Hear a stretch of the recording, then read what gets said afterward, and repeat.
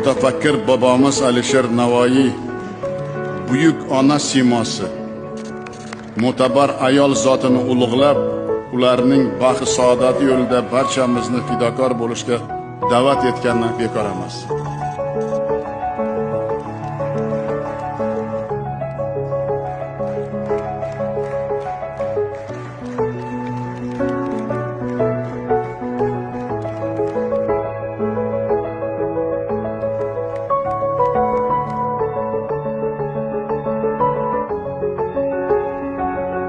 Mehr-oqibat, oliyjanoblik, muhabbat va sadoqat kabi yuksak insoniy qadriyatlarni kamol toptirishda, oila qo'rg'onini mustahkamlashda sizlarning xizmatingizni hech narsa bilan qiyoslab bo'lmaydi.